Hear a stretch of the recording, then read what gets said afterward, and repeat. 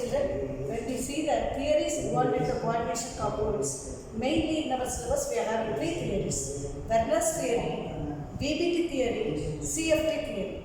First, Werner theory, it involves 4 points. Werner's theory says that every complex has 2 valencies: primary valency, secondary valency. Primary valency is satisfied by negative ions, it is ionizable. But secondary valency, it is non-ionizable, it is satisfied by negative as well as neutral molecules. Because it is inside the coordination sphere, it just denotes a coordination number. When you see the secondary valency, it will tell us how the ligands are arranged around the central metal ion. That arrangement geometry is called polyhedra. We know tetrahedral is a geometry, square planar is a geometry, octahedral is a geometry, trigonal bipyramid is a geometry. That depends upon the coordination number of the complex. Now we are going to see in detail about the VBT theory. In VBT theory, valence bond theory, we know transition metals form coordination complexes because they have vacant d orbital in which they accept electrons from ligands. So two types of complexes we are going to see today: coordination number 4 and coordination number 6. Coordination number 4 means it will form 2 types of hybridization. We have learned last year itself in chemical bonding chapter what is hybridization. Intermixing of slightly less or different energy level orbitals mixed together to produce equal energy level orbitals, that's called hybridization. sp3 hybridization and dsp2, sp3, dsp2. So the coordination number is coming 4 only. dsp3 means it will produce tetrahedral complex. I have given 2 examples and we are going to see in detail about the 2 examples. dsp2 hybridization means it is square planar. For it we have given an example, tetracyanonickelite 2 example we have given. Octahedral, that is coordination number 6 means either it can be d2sp3, d2sp3. Inner 3d orbitals are going to mix with 4s and 4p orbital. Then it is called inner orbital complex or inner spin complex. For that also I have given example.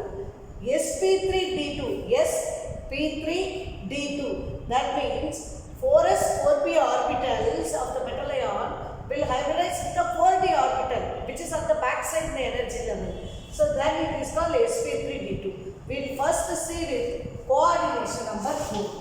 Coordination number 4 means we are going to see 3 examples: nickel tetrachloride, which is having 2 minus charge. Now let us see coordination number. Each chloride will produce 1 linkage with the nickel. So 4 linkages, coordination number is 4. Nickel charge, let us find out. What is the oxidation state? X minus 4, because each chloride will produce 1 minus charge is equal to minus 2, X is equal to plus 2. Now, nickel atomic number is 28. We all know how to write. Argon 18, 4s2, 3d 8. Nickel it is plus 2 means we have to remove 2 electrons from the nickel neutral atom. So what will happen? 2 plus means I have to remove electron. Where do you remove the electron? From the 4th orbital only you have to remove electron. So it will become 4s0, 3d8. 3d8 electrons, how to write the 8 electron? 1, 2, 3, 4, 5, 6, 7, 8. Hence, equal energy level orbitals should have 1 electron each, then pairing should take place. Then 4s is there. This is 3d. Definitely 4s is there means in the 4th shell, 4p also will be there. Now nickel has to get ready with its orbitals in order to receive 4 pairs of electron from 4 chloride ion. Though here 2 orbitals are half filled, they could not pair it up and make this orbital vacant. It cannot happen. Why? Because the incoming ligand is a weak ligand. So pairing up of the electron cannot take place in case of weak ligand. So all these 4 orbitals, they intermix with each other and they will produce 4 new orbitals. What is the name of the new orbital? They cannot be called as S or P. Together with their names of the orbitals who are intermixing, it is called 4 sp3 hybridized orbital. In 11th class we have studied sp3 hybridized orbitals will have like this shape. Whose orbitals it is? Nickel 2 plus orbitals. Nickel's 2 plus orbital. So here are vacant. Now chloride is bringing one pair of electron. Each chloride, 4 chloride, each chloride, they are giving a pair of electron to the 4 orbitals of the nickel 2 plus. So they will form a complex. Who is at the center? Nickel 2 plus is at the center. Who are the 4 corners of the tetrahedral? 4 chloride. So its shape is tetrahedral. It is having how many unpaired electron? 2 unpaired electron in the complex along with the nickel 2 plus. Because of this unpaired electron, it will be what in magnetic? Paramagnetic. Even one unpaired electron is there, it will be paramagnetic. Okay. Paramagnetic in nature. It is tetrahedral in shape. Then what is the oxidation state of the nickel? Plus 2. Are you clear? So this paramagnetic character is very important, shape is very important, its oxidation state is very important. These are the 3 points they can ask in 1 mark or fully they can ask in 2 mark also for nickel tetrachloride. Now let us go to nickel tetracarbonate. Already in the last video in the IPAC name also we have learned nickel in all carbonized complex, whatever may be the metal, it will show 0 oxidation state. Nickel 28, all of you know how to write electronic configuration. Argon 80, 4s2, 3d8. 4s2 is fully completely filled. 3d8 is having 2 unpaired electron according to Young's rule. 4s is filled. 4p is empty. It is 0, it is 2, it is 3d8. Now what will happen? This carbon monoxide is a strong ligand. I told chloride is a weak ligand, but carbon monoxide is a strong ligand. Since carbon monoxide is the strongest ligand, what will happen? The pair of electron in 4s, it is getting paired. It is moving to the previous level, though it is having low energy. From here electron is moving. So what happened to the 3D electron?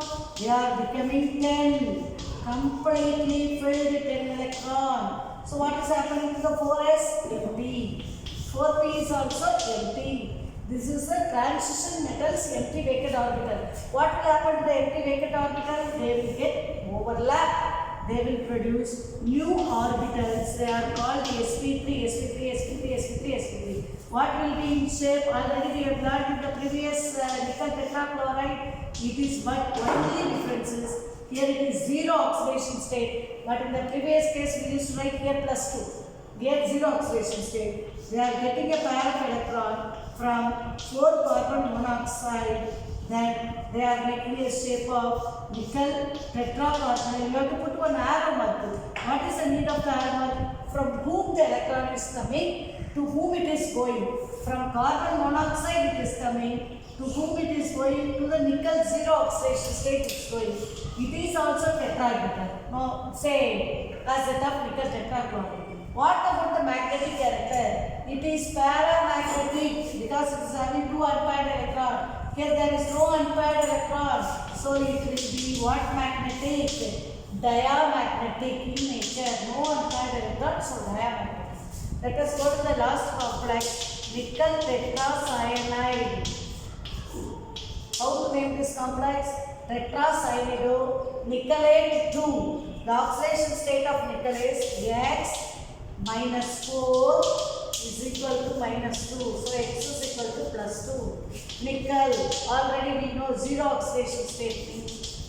Nickel 80, argon 18, 4s2, 3d8. So nickel 2 plus. How to write nickel 2 plus? Argon 18, 4s0, 3d8. Same like in the case of nickel tetrachloride. 8 electrons, how will you write? 1, 2, 3, 4, 5, 6, 7, 8. 2 electrons unpaired is there, S is there, 4p is there, 4s. This cyanide is now very important. Here we have noted down cyanide next to carbon monoxide, very strong ligand. In chloride, the electrons could not be paired up, but in cyanide, the electron will get paired up here itself. Within the 3D orbital itself, it will get paired up. So what it will become? The 8 electrons Now they will get para, then one orbital will become vacant. This s orbital and the p orbital. One d orbital, one s orbital and two p orbital. They overlap together, they will produce, it is 3d orbital. It is 4s, 4p. So how they will produce? They will produce 4 equivalent orbitals. They will be called dsp2 orbitals. 4 dsp2 orbitals of nickel 2 plus. It is a different hybridization. Have you noticed it? 1, 2, 3, 4. Nickel 2 plus. It is vacant. Here 4 cyanide. It is giving 4 pairs of electron to the nickel 2 plus and it will form a complex, square planar complex, where at the center of the square planar nickel 2 plus is there. The 4 corners of the square planar is occupied by 4 cyanide and it will form a complex. There is no unpaired electron. So it will be what? Magnetic in nature, diamagnetic in nature. So try to compare the three things. It is paramagnetic chloride because it is weak ligand. Carbon monoxide is a strong ligand, diamagnetic. It is also diamagnetic. In the next video, we will see with the coordination number 6. Okay, we have seen the last one with coordination number 4 we have seen. Now we are going to see coordination number 6. You know how coordination number 6? Each CN will make one linkage, so 6 cyanide will make 6 linkages. Here at the same time I have written fluorine. 6 fluorine will make 6 linkages, so it is also coordination number 6. This is also coordination number 6. But we are going to see how their hybridization is going to differ. Now 4 potassium is there, so 4 plus. So what will happen to the charge of the coordination sphere? It will be 4 minus. Let us find out the oxidation state of Fe.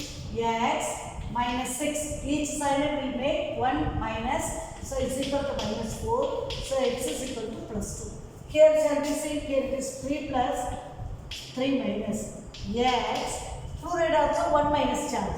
Minus 6 is equal to minus 3. X is equal to what? Plus 3. Here plus 2 oxidation state, here plus 3 oxidation state. Here name is potassium hexacyanidopherrate 2. Here potassium hexafluoridoferrate 3, Roman letter 3. Okay, now let us go to iron. Iron, what is atomic number? 26. How to write the 26 electron? Argon 18, 4s2, 3d6, count it, 18 plus 2, 20, 20 plus 6, 26. Now plus 2 oxidation state. So how will you write? Fe2 plus. Argon 18. From where will we remove the electron? From the 4th orbit, 4th shell. 4s0, 3d6. Let us write first 3d6. Lower level only we are writing. Third shell. 1, 2, 3, 4, 5, 6 according to Hanson. Here s orbital, 4s orbital.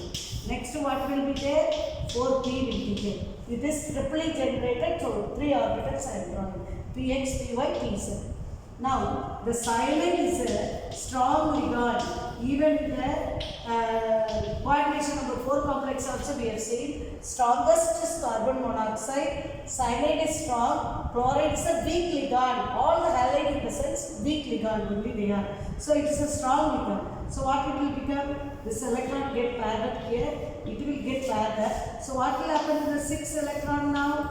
They will not be in the single state. They will be in the paired one. So 2 vacant orbital of D we are having. Then 4s orbital and 4p orbital, but it is 3d. 1, 2, 3, 4, 5, 6. We need 6 vacant orbital in order to get electrons from 6 cyanide. So this vacant orbitals, they overlap together, they will produce 6 orbitals. They are called D2 sp3 hybridized orbital. How it will be? 1, 2, 3, 4, 5, 6 of Fe2 plus. It is a 6 D2 sp3. Inner d orbital is taking part in hybridization. That is why it is called inner spin complex. It is D2sp3. How many D2sp3? 1, 2, 3, 4, 5, 6. 6 D2sp3 hybridized orbital of Fe2 plus. Now it is waiting to get electrons from whom? 6 cyanide. So each cyanide provide a pair of electron to the Fe2 plus and it will make a linkage coordinate covalent bond with the Fe. So how the complex will be? Fe will be at the center, Fe2 plus. There will be 6 pairs of electron from 6 cyanide. All the corners will be occupied by 6 cyanide. You have to show arrow mark. Arrow mark comes from the ligand towards the metal it is going. Can you tell me, is it diamagnetic or paramagnetic? All electrons are paired. So it will be what magnetic in nature? Diamagnetic in nature. Now let us go to the same thing in the case of Fe, K3, Fe, F6 in this case. K, the oxidation state is +3. Now let us write Fe to 26, argon 18, 4s2, 3d6. Now Fe3 plus, argon 18, you will remove electron from 4s2 electron. The next electron you will have to remove from 3d. So it will become 3d5. You have removed the 3 electron. So 3d5, how will you write the 3d5? 1, 2, 3, 4, 5. S is Fe. P is also Fe. 4s is Fe. 4p is Fe. Now what will happen? Fluoride is a weak ligand, I told you. It is a very weak ligand. So what will happen? Electron gets packed or not? It cannot get packed. But I want 6 orbitals. So from the back side, we are taking 4d orbital. 1, 2, 3, 4, 5, 6. So what is the hybridization? sp3d2. Outer string complex. But there is no difference in the orbitals. It will be like the same manner how we have written. Same manner it will be octahedral. 6 orbitals will be arranged in this way and it will produce octahedral geometry only as in the case of previous one. They are getting a pair of electrons from 6 fluoride ion. 6 fluoride ion. So what will happen? 6 fluoride ion. They will get a complex. Who is at the center? Fe3 plus 6 fluoride. So what will happen? It will produce octahedral geometry. But there are 5 unpaired electrons. We have learned already magnetic moments can be calculated by the formula root of n into n plus 2 Bohr magneton. So it will be root of 35 Bohr magneton. 5 into 7, 35. Root of 35 Bohr magneton. So it will be what in nature? Paramagnetic. Same manner you can start with K4. K4 means it will become Fe2 plus. Then in that case it will be Fe2 plus when 3d6 will be there. Then you will have 4 unpaired electron. So one I have taught means you should know how to write for the other complexes also. So there is a drawback in this BBT theory. We are not having any discrimination. Which ligand is strong, which ligand is weak, and we don't have any quantitative statement for magnetic color of the complex and stability of the complex. These are the drawbacks of BBT theory, which will be overcome in the CFT theory. We will see CFT theory later.